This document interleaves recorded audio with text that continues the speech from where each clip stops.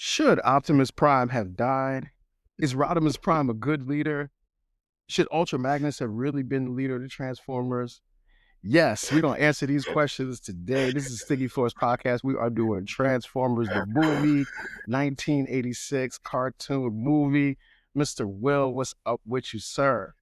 Oh man, I'm doing well, man. I'm doing real well. It's That's good what I'm with you. talking about. I'm good, man. I'm good. Hit us with the summary. Let's get into this. Transformers, the movie. Transformers the movie catapults viewers into a cosmic crisis as the planet-devouring Unicron sets its sights on Cybertron.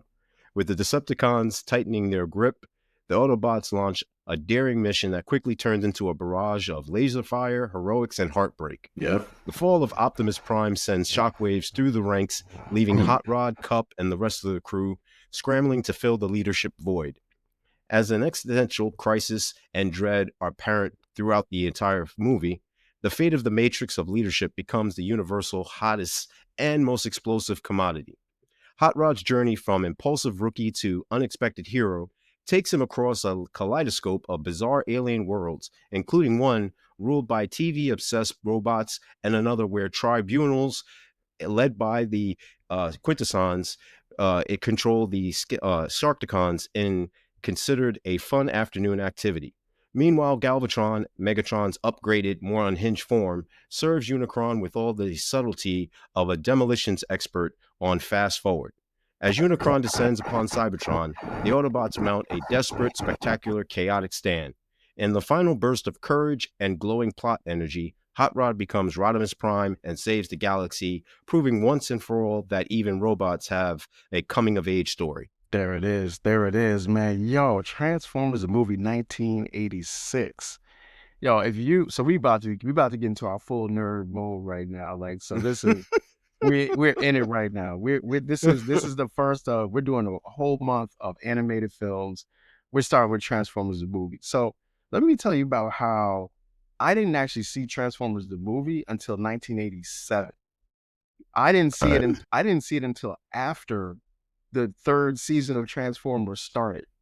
So, at the end of the second season, it's Optimus and Ironhide and Mirage and all them dudes, right? Bumblebee. Then season 3 starts, it's Rodimus Prime, Cup, Blur, all of them. So when I was little, I was like, what happened to everybody? I didn't know until I watched this movie. And then I was traumatized after watching this movie. Oh man. I'm kind of like in the same boat. I didn't see this joint until after it came out in the movies, and the reason being is my parents just didn't want to take me. Like there was just like, nah, we just not doing that. There wasn't no explanation. It wasn't like, oh, it's too violent or this and that. They're just like, we just not taking you. Like, period. Like, and it wasn't even they. It was really my dad. My dad was just like, nah, I'm not doing that. Yo, and that was the generation where it was just like, no. There was no reason. Yeah. Like, why? No was a complete sentence. Like, no, we're not going. And you didn't question it either. That's the other thing too. Yeah. You would get all the why, how come, none of that. Yo, like if you did, that was grounds then to get hit. Right. Right. Like my word is law. Right. My parents are very fond of saying this is not a democracy, this is a dictatorship. Right. Absolutely. Absolutely. But yeah, man, once I got that VHS, I still remember like the covering because it had all the Autobots on there and Ultra Magnus in the middle shooting. And then I was just like, wait, what? And it's a blue cover and everything, and it wraps around. And I was just sitting there, I'm like, whoa, wait. What happened? What happened? Right. What's going on? Because, like, when you're a kid, the rumor mill is like how you got things. There was no internet. There was no, post or anything like that or podcast. So, I'm in the yard at that elementary school. And all of a sudden, everybody's talking like, nah, you're not going to like it because Optimus Prime is dead. And I'm like, wait, what? Right. Optimus Prime is dead. Like, you couldn't like fathom. You had to be a part of that time. Me telling it after the fact doesn't do it justice. I know. Listen, first of all, Optimus Prime dying is like a family member. Like losing a family member when you were a kid at that time, right? Like that's the first thing. Then the other part is, we grew up with Blockbuster. So it wasn't even like when the movie went to VHS, I definitely saw it the first time. I do. We went to Blockbuster like 3 or 4 times, and it wasn't there. And you know, Blockbuster, you go to the kids section of cartoons, the boxes wouldn't be there. And you remember that was back in the day when they used to actually put the videotape on the thing before people started stealing it. Then they would just put the card there instead. So it was a little different, right? But yeah, man, that's how I found out about Optimus Prime dying, man. And it's like the first 20 minutes of this movie is brutal, man. And like all of the all the Autobots that I like got butchered in the first 20 minutes of the movie. Yo, that's the crazy part. The traumatic part is they didn't waste any time. No, it was violent. Like they didn't spare your feelings, none of that. Extreme violence, man. Raw and uncut, man. I mean, I put it to you like this. You see Unicron all of a sudden, and he's doing his thing, and you kind of like, okay. You know, they got to introduce the big bad, whatever. But it doesn't hit home. It doesn't hit here until you see all of a sudden Brawn getting blasted. Shots that he would normally take, they'd bounce off in the regular in the cartoon, right? Yeah, the cartoon, right? Yeah. You'd be like, he gonna be all right. No, this showed a hole through his chest. Yeah. First it was through his left shoulder, and it just goes through, and you're like, wait, what? And then all of a sudden he just falls and he turns black. His eyes turn black. Right. And now you're like, wait a second, is he dead? Right. Then all of a sudden you see Prowl, he gets blasted. Then you see Ironhide. You see dog. Ironhide got killed so violently and unnecessary, man. When he's trying to crawl on Megatron's leg. He says this is actually part of my likes about the movie, part of the cake, where Megatron, he delivers such cold-blooded messages. He's like such heroic nonsense. And blast him in the grill. Right. I was like, yo, wait, what? Exactly. Even Wheeljack, because Wheeljack does die, but even Ratchet, I'm sitting there like the medics aren't supposed to be in the field like that. And he's got the 2 blasters and he gets blasted in the chest, in the stomach, and in the shoulder. I'm like, wait a second, they're killing off all the dudes from the first generation. I know. I think when I was a kid, I just thought they just went somewhere else. Like, you know, your young mind doesn't really think about what happened. Right. Process. And there was no way that I thought, no, they got destroyed. They got shot to death on a plane going to Autobot City by the Decepticons. And you're right. Like, that's the first 15 minutes. Then you got Instruments of Destruction playing in the background, which is rocking. So you listening to that. And it's like, what is happening here? Man. First of all, shout out to the soundtrack on this joint, man. Like from Dare to You Got the Touch. Oh man. Like I'm not even a rock and roll like enthusiast, but I was like jamming. I'm sitting there like the emotions that it swirls inside you. I'm sitting there like feeling empowered and emboldened to go take on some Decepticons. Right. Wait, look, how about this song from the beginning? The Transformers rock and roll joint from like the intro song. I wanted that to be the song from then on, because it was like that cranks, man. Oh man. One thing I will always credit for just the Transformers, that they always had the dope introductions as far as like the music and such. Yeah. And I'm sitting there, I'm like, wow, wouldn't it be dope if they incorporated this song into the next season? Yes. But even though I did like the up-tempo version of the second season of the Transformers, I was still looking forward to all the music from the movie being incorporated into the next seasons. Yeah. And then all right, so then when my man Optimus went down, man, like it's like, yo, I would do you know I couldn't watch that scene? I couldn't. I skipped past it. Could not watch. It was so traumatizing because like Optimus was the dude. Like, and then you watch Transformers, so many episodes of the Transformers, in the end, Optimus would save the day. Like, I remember Optimus was even good playing basketball. You remember the episode where he played Optimus had game. He had a low post game, everything. He could do it all. And then when he was like, Megatron must be stopped no matter the cost. And he does a slow transformer. The foreshadowing, man. The blast off, everything. Like, and then playing You Got the Touch. He's jumping and flipping. He decimates their whole lineup. Yo, man, that was my dude, man. He's my favorite Transformer of all time. Like, I'm not even gonna make any secret about that. Like, he's my favorite of all time. I don't care who it is. Optimus Prime, man. It's look, Tesla robots about to be called Optimus because of Optimus Prime, man. Which is crazy. That in That's itself is it crazy. is, but that's the thing, like that, and then the fight with him and Megatron, it's just a dope fight, and then Hot Rod gets involved in I it, hate him. which makes you hate it. He ain't even real, and I hate him. Which Like makes if I seen him in the made street, every kid hate Hot Rod. Every kid hated Hot Rod from that moment. like I like the design of Hot Rod and everything, even when he became a Target master. But like Bro, my whole thing is like, yo, you you got got Prime Optimus killed. Prime killed, You got yo. Optimus Prime That's on killed. you. You And did. he's talking about forgive me. You No, didn't. never, You did. never. No, dog, no. I will never forgive you for No, that, man. man. And then Megatron got away somehow. And then Optimus Prime's death scene is so drawn out. Like he gotta be laying there, he's all blasted up. He gives the I Matrix hate Reach Hasbro for this, man. Ultra Magnus, and then he turns gray and his head falls to the side. It's such a violent scene.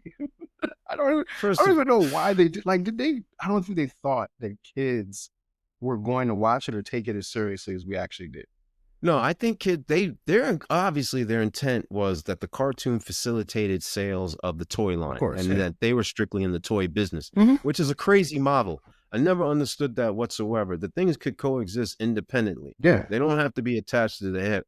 And that's still a folly that happens to this day. So every time you see a Marvel movie, it's given away. Spoilers The are toys attached come to out it before, yeah, because it the messes toys it up. come out Yeah, before the yeah, movie. yeah, it does do that. Well, That's a good I point. don't understand why these idiots don't get it in their head. Like, yo, if you don't want any spoilers, don't release the toy or have them be totally different or do something that's independent of one another. I don't understand why they don't get this through their skull after 40 years of cartoons, 50 years of cartoons. This Yeah. is crazy. Yeah. But nonetheless, I digress. The point is that with Optimus turning gray, charcoal, anthracite terrible. gray, That was I'm terrible, just sitting man. there. I'm like, That you was don't think terrible. this is you don't think that 8, 9, 10-year-olds are gonna go to their parents with existential questions of like, wait, if a robot cartoon dies, does that mean I die? What happens when I die? Is there a heaven? Is there a hell? It was Whatever you believe. Yeah. It was the introduction to all of those questions.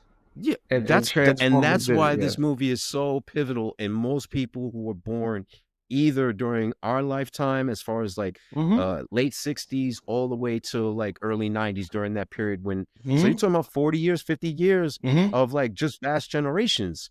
So I'm sitting there and I'm like, all right, CJ says he's suggesting that we review this movie, and I'm like, I can't tell this dude that this joint is going to have me up at night. That this joint is going to bring back unresolved issues from my childhood. It is hard. Look, we talked about this. Yo, Prime dying is like Ricky dying in Boys in the Hood, man. No, that's it's real like talk, man. it's a death that you always remember. when you remember where you were when this happened, right? Because I remember, you watching Boys in the Hood. It's like, oh, Ricky, he's gonna go to college. He's he's gonna be a USC running back. He got a girlfriend. He got a baby. And then he gets killed, and you like, dang, what? This ain't all supposed that to work hard this work, way, right? Yeah, it's not supposed to work that way. That's how I felt when, as a kid, when Prime died. I'm like, man, Prime's going to college, man.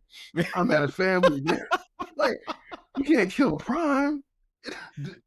His name is Prime. Optimus Prime. Optimus Prime. Optimal Prime, meaning like the best of the best, the situation, occurrence, whatever. Right. How does this happen? Go ahead. And I think the thing is that they recognize their folly because that's exactly where I was going. Yes. Later on, G.I. Joe the movie comes out. Duke gets stabbed in the chest heart area by a snake from Serpentor snakes. Yeah. Right. And then at the end he recovers. So they're like, yeah, we're not going to make this. We're not going to do this again. And then 2, I think the thing that really puts it over the top is that during season 2, they bring Optimus Prime back. They did, and the way they do it is they fail the first time because of the virus and everything like that with a ghost. And no, excuse me, I'm convoluting and messing this up. First time when they bring him back is he's on the starship, whatever, it's the ghost, whatever have you, and then they send him back off and it's like, oh, rest in peace. 2 is throughout the entire continuity from season 2 to season 5, literally Rodimus is questioning whether or not he should even be the leader because of his past mistakes and living into and wearing the shoes of Optimus Prime. And in 3, the thing that crystallizes this trilogy of their era is that when they finally bring him back after the virus, he's painted like Ultra Magnus in the white. So Yeah. when you look at the Ultra Magnus toy, he's Yeah. all white, and then it encompasses all of the extra pieces. So they knew somehow, some way that they messed up, because Yeah. Ultra Magnus, it was rumored to be the upgraded version of Optimus Prime. Yeah. They didn't go I through remember with when they that. They did had that. I remember.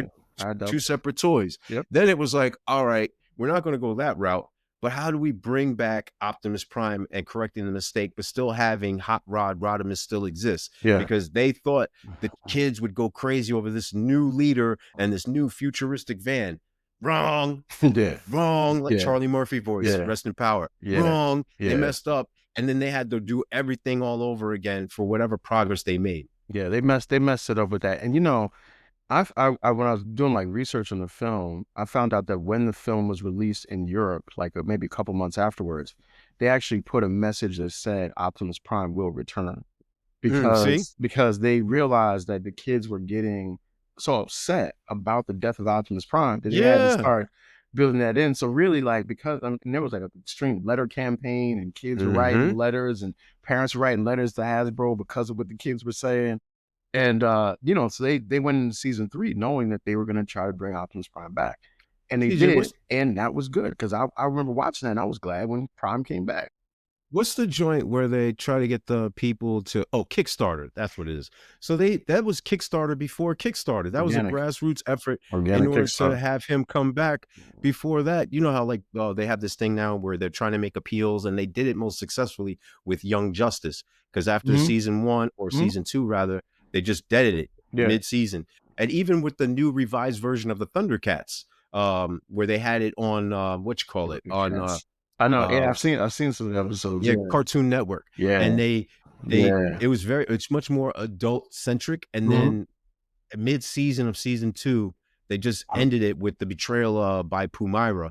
And then all of a sudden it goes into this kiddie-ish kind of like Teen Titans Go type of vibe. And then even that deaded after like 2 seasons, because they recognized that didn't have appeal as well. Yeah, well, I mean, like, that's how we got the Justice League, Zack Snyder's Justice League, because people wanted pushed so much for, you know, that to get released. So that's the beauty of movie activism. I'll call it, is when, you know, and props to the companies for actually listening to what people wanted, because I know I was personally as a child overjoyed to see Optimus Prime come back. And I remember when Rodimus Prime took the Matrix out, he originally turned right back into Hot Rod. And then, you know, then Optimus took it back. And then it was like everything was cool at that from that The world was right again. Yeah. And the world was right again. Yeah. And the good guys couldn't win. You know what? And I think that's the message that most kids at that age want to know, is that the good guys can win. Yes. The good guys, that good will triumph over evil. Yeah. And if that's the message that we have tried to impart upon the youth, imagine when you see the leader go down who's trying to actually bring about that narrative. Yeah. You're thinking all hope is lost, and that, you know, evil will come over. Like, to really bring it home, you're thinking like, yo, you know what? Hard work doesn't pay off. Good things don't happen. Bad things happen to good people all the time. The working man is a sucker. You start thinking that. And the reason being is, in the cartoon, the Autobots never tried to kill anybody. They always put themselves in harm's way. They made it a mandate to say that they would protect the humans at any cost, no matter what, even at the cost of themselves. And you always saw the Decepticons lying, stealing, cheating, and hurting and maiming people for no reason whatsoever, merely for their own furtherance of their own agenda. Yeah.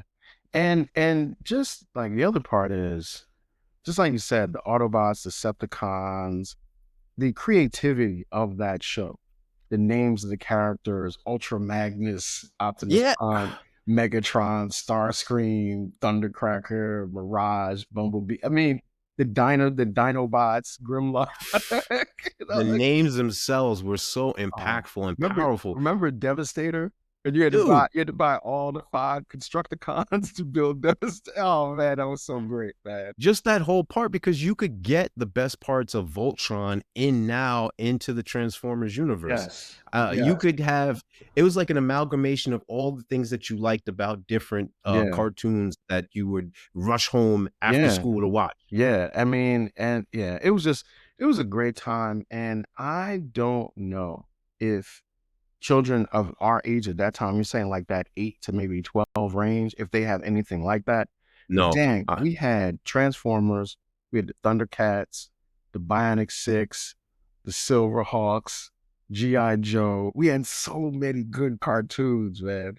Man, CJ, you just listed just a few. Right. I'm gonna actually go dive a little bit deeper. So CJ mentioned the Thundercats. From that, you get the Silverhawks and you get the Tiger Sharks. All right. That's just 3 different variations, and it's land, sea, and air. And carrying on that theme, you have the Centurions, where you have, 3 different guys who represent land, sea, and air. Then moving away from that, you have Transformers and G.I. Joe, and then they go to IDW Publishing, and then you have the Transformers and you have the G.I. Joe mashup on comic books. That's right. That's right. Yeah, that's right. Yeah. Then on top of that, you introduce Mask, which is a combination of those two, and it's an acronym at that. So you have guys who have cars and land vehicles versus guys who have air vehicles. Yeah. And then that's also a combination of G.I. Joe, because they're both fighting the good guys are fighting a terroristic group. It's a militaristic style, whatever have you. Oh, Forget that. Then you have He-Man, which also gives you She-Ra. God. I remember He-Man. Yo. Skip all that. You want to move away from that. CJ references Bionic 6. Oh, remember those were great toys, by the way, because remember they were they were made a little bit metal, so they were actually more durable than the G.I. Joes that would always break in the middle. That's right. The rubber band. The rubber band through the waist midsection joint. Yeah. So now you move away from that and you get Brave Star. From Brave Star, you have a whole other series of other cartoons. And I'm not even talking about Spider-Man and his amazing friends that would come on Saturdays. I'm not talking about the Smurfs. I'm not talking about any of that. You have Dungeons and Dragons. You have a limited countless of all the Super Friends type joints. I could go on and on and on. But the point is that Monday through Friday, you would have a cartoon block of approximately from 3 to 6. Then from there, and those cartoons would come on depending upon where you were at, channel 5, 4, 7, whatever have you, channel 9, channel 11. Then on Saturdays, you'd have another block on channels 2, 4, 5, and 7. And you would catch those cartoons from 9 to about 12 o'clock. Then after that, on Sundays on Channel 9, depending upon where you're at, you'd have another joint on Channel 9 that would feature another series of cartoons. We had great stuff growing up, man. I mean, that's not even counting Visionaries, where they had like the crest and stuff. Like there was a lot of stuff. There's a lot of stuff, man. It was good stuff, man. All right, let's get into the good stuff. The cake, man. What you got on your slices of cake, man?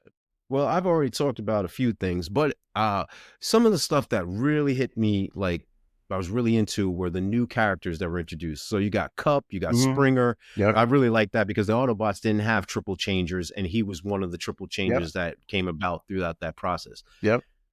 Hot Rod himself, as far as the modeling and et cetera, that was dope. Great, dope. I just don't like the fact that they made him into the vehicle that caused the destruction of Optimus Prime. They didn't do that, and he was just a regular hot-blooded kid because you need that impulsiveness.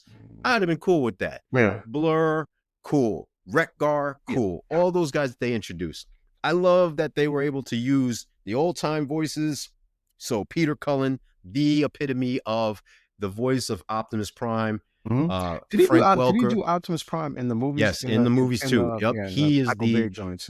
he is the distinctive voice of that, kind of like rest in power Kevin Conway, who passed away, the voice of Batman. Or James Earl Jones as as Darth Vader. You know what I mean? There's certain voices that are timeless, and that needs to be the distinctive voice for that character. Of course, Frank Welker, and even rest in power to Christopher Collins, who played not only Starscream but Cobra Commander with the raspiness, who's from Orange, New Jersey. And then Casey Kasem, who had the top 100 hits, and he would do the New Year's Eve ball, etc. This is for our younger listeners who aren't familiar with these voices. Casey Kasem also did a series of voices. He was the voice for Shaggy, for Scooby-Doo and Shaggy and the rest of them. Right, another great cartoon, Scooby-Doo. Right? Yeah, so just remember, like, a lot of this stuff is relevant. So not only did they have those, but they also had Robert Pack as Ultra Magnus, rest in power to him. They had the guy who used to talk real fast, John Masciata Jr. He was at the time he was the world record holder for speaking the fastest. Judd Nelson, Leonard Nimoy, who is Mr. Spock himself, live long and prosperous. And then also, of course, the late great Orson Welles as Unicron. Love that. Great voice. Yes. Great character design. Yes. One of my favorite things for the movie is Unicron. Yeah, of course, man. Can't go without Orson Welles, aka Unicron. Yes. And then, of course, CJ mentioned the fight between Optimus. He also mentioned the soundtrack. I love the dialogue. Whether it be the universal greeting, Bana, Weep, Grana, Weep, Nitty Bomb, you know, just Starscream, I'm still functional, wanna bet? Yeah. Like, just a lot of the lines that come out of this movie stick with me to this day. It's great stuff. It's just a dope movie, man. Yo, the dialogue between Megatron and Unicron, when Megatron is like trying to like get Unicron to do stuff for him. I serve no master who beckons me. Yeah, right. Megatron stays in his bag the whole time. Megatron is a real one the whole movie. Yo, he keeps it a buck, man, throughout the entire joint. I love that. He's so defiant, even in the face of death, or as Unicron said, face your oblivion then. Yeah. I just love that he is on his square the entire time. He really is, man. Yeah, no doubt. All right, you got anything else on the cake? We've covered it, or we will cover it. All right. 3 things, man. So Megatron's transformation into Galvatron. I just love the Galvatron design is just a fantastic design. And the toy was great too. Like the cannon, the way that it was made, it was just a great thing. I just love how they did that. I love when he kills Starscream too. Because Starscream earned that. Who also ends up coming back, mind you. He does. But Starscream in that was like the one character I was like, good, get him. Because he get him. He earned that. Get him. It's crazy. Nah, he got to go. He earned I like that. Starscream, man. Yo, Starscream. Because when he threw Megatron out there into space, I love that. I was like, he earned because they true to who they were, though. Like, that whole back and forth. It was real. I got that, but I was like, yes, give me that. Look, I rewind that joint. I rewind. I love that. And that blast hit him, and he just crumbled down to little pieces. It's one of my favorite scenes at all. That coronation scene is wild. I love that joint, man. And then the last thing is, man, You Got the Touch song is just like the soundtrack, man. Man, look, when I was young, I mean, like, I was playing football back then, and in my head, when I was running, I would be hearing that song. I was running. Like, that's whenever I scored a touchdown, I would hear that song. It was just it was just so well done, man. Oh, I love that you had that in your head. That's how I heard that in my head. Personal soundtrack. Like, you know, everything. Man. Great stuff. So that's the hate, man. I hate to even talk about the things that I didn't like, but you know, it's really I'm gonna make it quick though. All right, first, of course, Optimus Prime dying. I hated that. I hate it to this day. I'm like, of course, I'm with you watching that. Okay, Ultra Magnus, right? All right, so my man Ultra Magnus gets blown to pieces and put back together. Put him back together. And I remember watching the movie and thinking, why couldn't you do that to Optimus? Right. Help Optimus.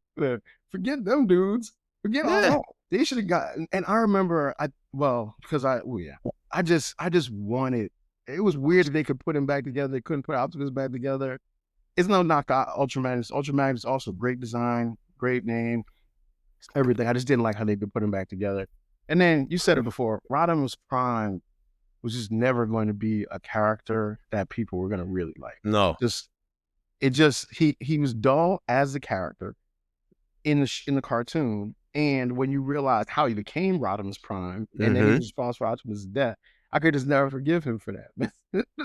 And I felt like some Transformers should have been like, dog, aren't you responsible for Optimus? Yeah, like how we gonna follow you? Yeah, dog, like you got Optimus killed though, man. Like for real, I don't know if we can trust you though, man. So for real. That was my hate, man.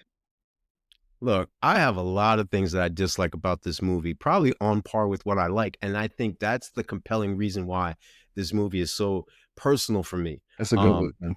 So I don't like the relationship between the new Autobots and the old Autobots. And what I mean by that is they seem to have had this rapport for decades, you know what I mean, upon end, but you never saw them before. And all of a sudden they pop up. Yeah, I got something for that. Yeah. How is Cup so old? And then all of a sudden, you know, the rest of these dudes are brand new. Old to all them, but new to us. Yeah, you know what I'm saying? I'm just sitting here like, make that make sense. Contrary to CJ, I like Megatron better than I like Galvatron. I like the fact that like Megatron was a Walther when he transformed. So like, I couldn't get that because I could. No, I had Megatron. My parents were strict about stuff like that. No, my grandmother actually got me. My grandmother and my grandfather got me like basically almost all the first generation dudes. So I had Sideswipe, Sunstreaker, Bumblebee, Optimus, and of course Megatron, Starscream.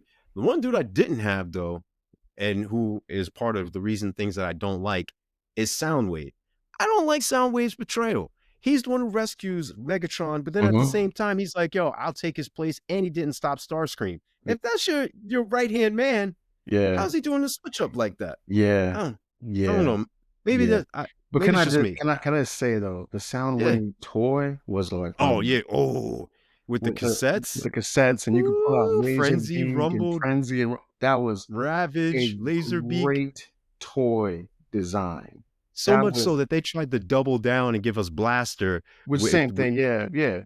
But it was a great toy design. But go ahead. I'm sorry. No. I'm glad you mentioned that, man, because I digress. No. I want the audience to actually see just how much that we love and have this personal connection with everything that we're discussing here, from whether it be the toy to the cartoon to the little idiosyncrasies that are going on. Like I really want them to understand and process this, even though they weren't there at that particular time, to understand this cult following that has culminated into everyone now going in hindsight buying the toys that they had from first generation, whether it be on eBay or whatever have you. But I will get back to the topic of what I dislike, which was the introduction of Daniel and Spike in this war. If I'm a kid and I'm a parent, or scratch that, if I'm a parent, I'm not allowing my kid to be involved in this war, a bunch of robots and such. And where's the wife, mother? Yo, by the way, I didn't realize that was their last name was Witwicky. Witwicky, yeah. I didn't realize. I mean, even watching the live action movie, I never made that connection until this time watching it. I didn't. Get out of here. I never did. It's, even with Spike's dad. Yeah, I was this year's old when I put that. Wow. Yeah, I just never. Yeah, I never really paid attention to human characters in Transformers. I never understood that, man. I just didn't even know why that's not my thing. Yeah. No, that's not my thing whatsoever. And I think a couple of questions that actually pop up that I don't like, do like, is, all right, look, when you're watching the movie, you see Cyclonus. You see two versions of him. One is Bombshell, and then one is Skywarp. I don't know which one is which. Now, it makes sense that Skywarp would be Cyclonus because they're both planes. One is a futuristic plane, whatever. And the ships, Skywarp, Thundercracker, and Starscream, are supposed to be like the lieutenants underneath Megatron, with Soundwave and Shockwave being other co-lieutenants. So like that's the upper hierarchy of the Decepticons. Okay. So that makes sense. But the Insecticons, they came afterwards. So why would Bombshell, basically a beetle, be Cyclonus and be Galvatron's right-hand man? There's two versions of them. So that confusion messed me up. That's a really good point. One point right there. Like you're like, yo, that's. Yeah, and then when you go with the Scourges, I like so then when you Scourge and the Sweeps, the Sweeps, it's the same thing where literally you have Thundercracker is supposed to be Scourge, and then you have Shrapnel and you have Kickback who are supposed to be part of the Sweeps, but you see different versions of them, so you can't really tell which is which. So I understand they were on the time limits, restraints, and a budget, but that kind of messed me up. And then I have to, like, we're going to digress as we do that because I'm done with my dislikes. I just want to point out the ones that we want to give a rest in power to, starting off with the Autobots. We got Brawn, Prowl, Ratchet, Ironhide, Wheeljack, Windcharger. But let's get a disclaimer, Ultra Magnus, and of course, last but not Optimus least, Prime, right. Optimus I Prime. feel like I should be playing It's So Hard to Say Goodbye to Yesterday. Yo, Right. oh While man. you're reading these off right now. But and on a side note, the ones that had the Decepticon deaths, which is kind of weird. Like Because there's it wasn't less a lot of of them. them. Because it wasn't a lot of Yeah. them. Yeah, I noticed that too. Starscream, Shockwave, once Unicron came back to Cybertron and just ate the planet. And then what I didn't understand, whether they got sucked in the vacuum or whatever have you, but they just went straight inside Unicron's mouth. And that's the new ships, the new trio. Thrust, who was burgundy, Dirge, who was like blue, and Ramjet, who was like a light gray. Yeah. You see them going. Right. I did see that. Yeah, that's right. Yeah. All right, so I didn't understand that, and then he deliberately takes Galvatron and just swallows him, and that didn't make any sense. Galvatron's got plot armor. That's the plot. And let me just say this as a point of clarification: I like the design of Galvatron. Megatron is the better. Megatron. Yeah, like that's my dude, Megatron. No, just Megatron. So is Galvatron. Like, so I remember in the end when Optimus Prime came back, right? He met Galvatron. I don't remember if Galvatron was ever looking at him like, dog, it's me in here. It's crazy. Like, dog, it's me in him. No, it's me. Megatron, I'm in this body now. I got you. I'm still here, baby. Like, I don't really remember that, but I always, when I was an adult, I feel like that should have happened. I was like, Optimus should have looked at him and been like, dog, is that you in there? Yo. Oh man, it is so funny. So funny on so many levels, man. But to answer your question, yes and no. So there is Transformers Armada.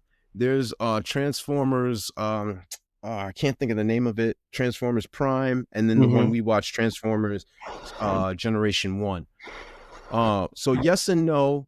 Yes, he remembers. Both of them remember, like, yeah, you're Megatron, really, whatever, in Generations 1 through whatever have you, especially when Galvatron ends up getting sick.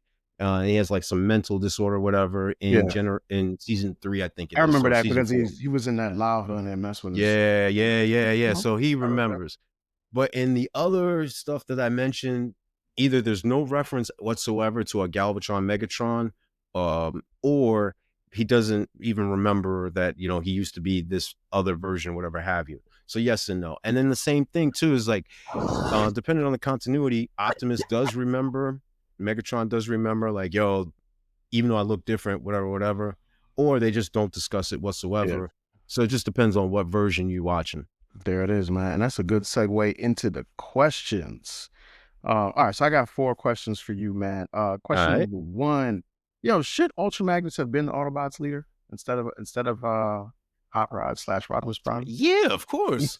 Because dudes hate Optimus Prime. Yeah, like that's a no-brainer for me. But I understand why they did it, because they want to not only push this new cartoon and a new toy, but they're looking at it like, the overall theme that we're trying to present is you can start from basically a screw up, redeem yourself, and then all of a sudden you can become the epitome or the optimal version of what you're meant to be, and being your best self. And that's the journey of Hot Rod. Yeah. So when just as a quick aside, when you mentioned the G.I. Joe, the movie, who was the name of the character that was like the equivalent of Hot Rod in Falcon? It was Lieutenant Falcon. Falcon, that's right. Yeah, and he was Duke's like nephew, half brother. They got the same mother. Right, that's right. Yes. Yeah, those movies were basically the same thing. Only one of them had one of them had people in it. All right, that's why they were like, we're not going to make that mistake again that we made with Optimus with Duke. Yes. All right, so you answered my Galvatron question, so I'm gonna go over that. Yo, what cartoons are on your Mount Rushmore? Oh man, I know it's gonna be hard because you ran off 30 to begin with, but yeah, you had to put 4 on your Mount Rushmore. What would you? Yeah, I can see the deliberation looking tough for you. Yeah, man. Oh man, you know why this is so hard on so many levels, but yeah, because we had great cartoons. Yeah, man. All right, I wouldn't be who I am today without Transformers. So that's first and foremost. Okay, that's one. G.I. Joe. Gotta take it. Cobra. Gotta take it. Gotta take it. Right. Without a doubt, man. Without those two, I definitely wouldn't be here. Now the next two are really, really hard.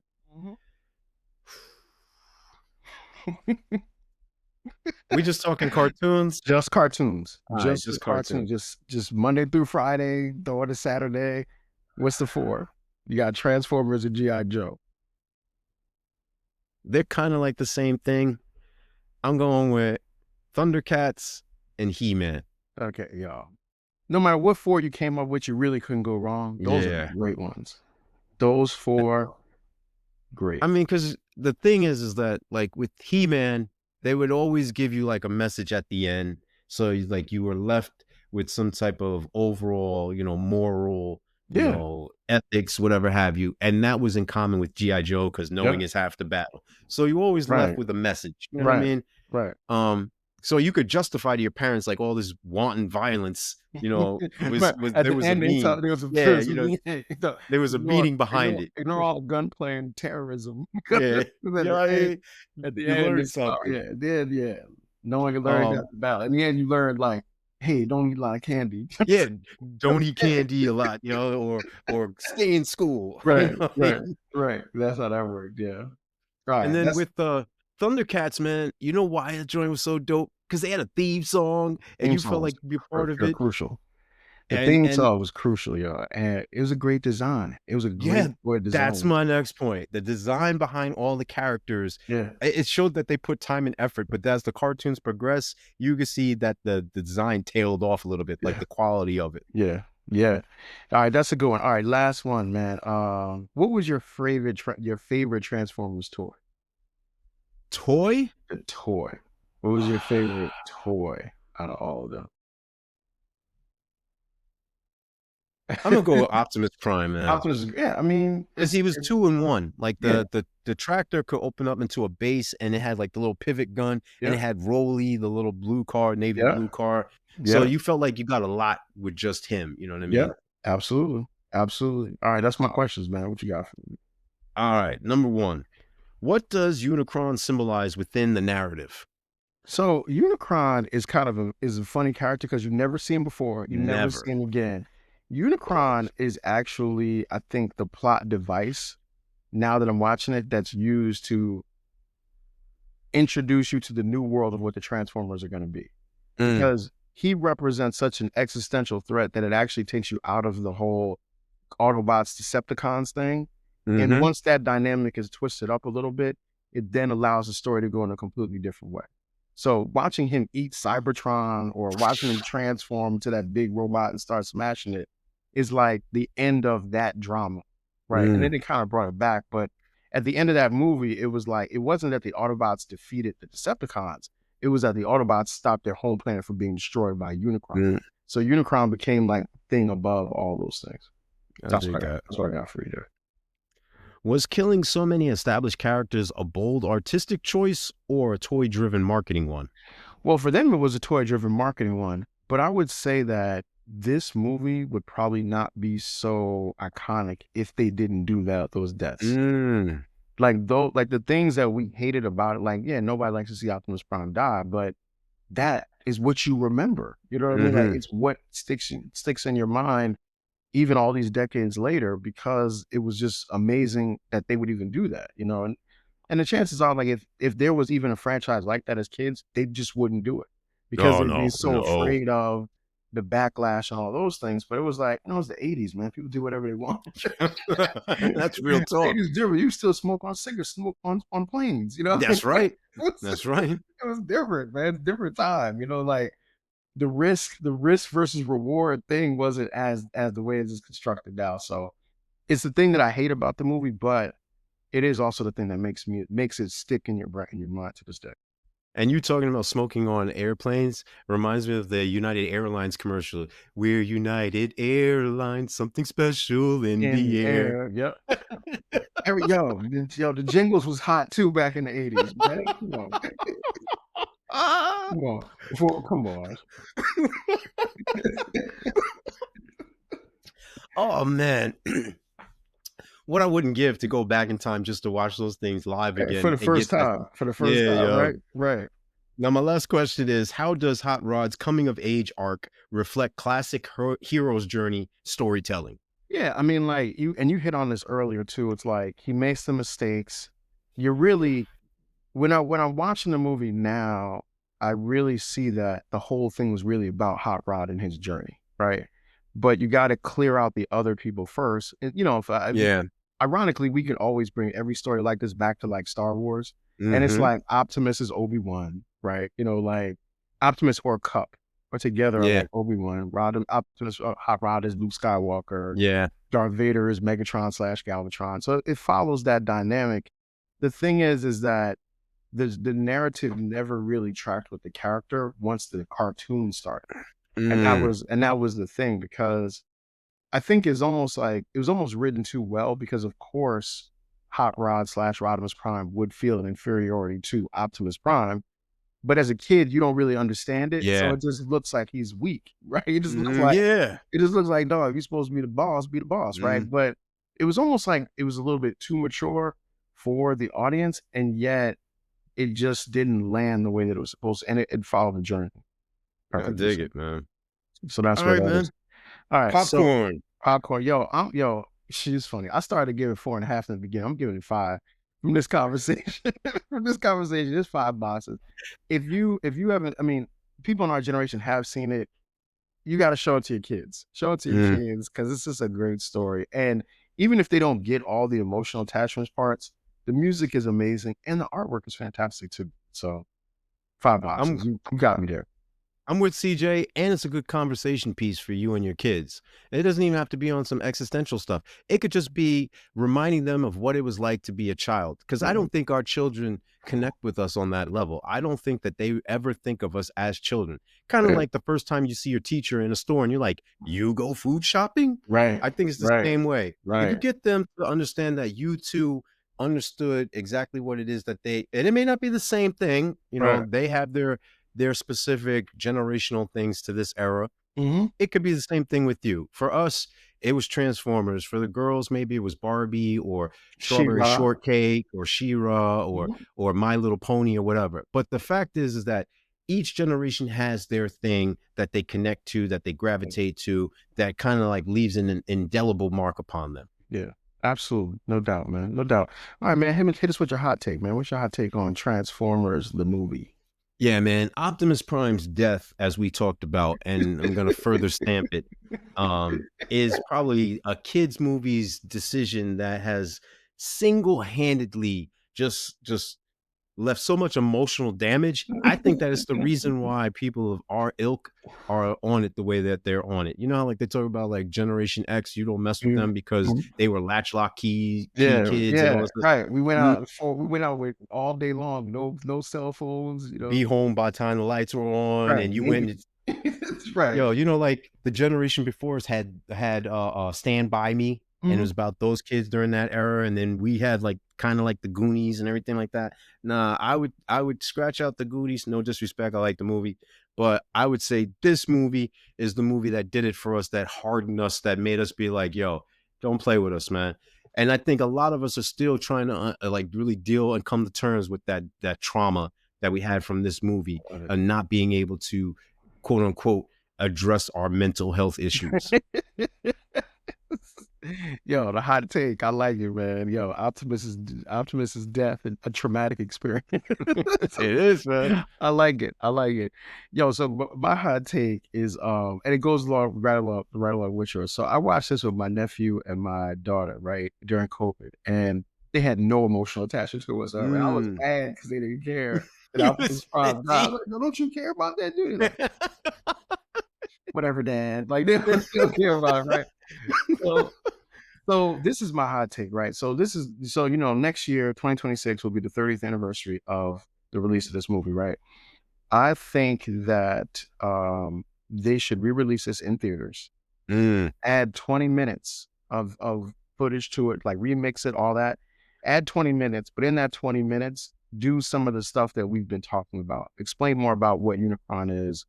Do more of the relationship between the new Autobots and the and the old Autobots, so you see them interact a little bit more, and do a little bit more to build up Optimus, so that if you're just watching it, you understand the significance of that particular death. Because the other ones, like, yeah, we like those characters, but Optimus Prime is the one that stands out. I just think like doing that would take it to another level. So re-release it, add 20 minutes, flesh out the character details a little more.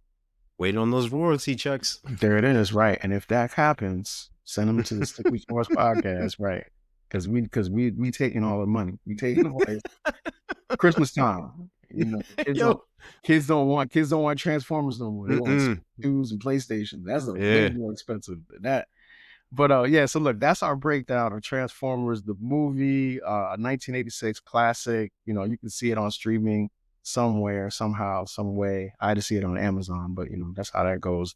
Next week, okay, Hulu, yeah, good stuff. Next week, we are coming back with Spider-Man Across the Spider-Verse. We're doing a month of animated films. That's the one that we're doing. Sticky Floors podcast is available wherever you get your podcasts. We're on Apple Podcasts, Spotify Podcasts. We are on YouTube. We want you to like and subscribe and share, and we will see you next week. Peace.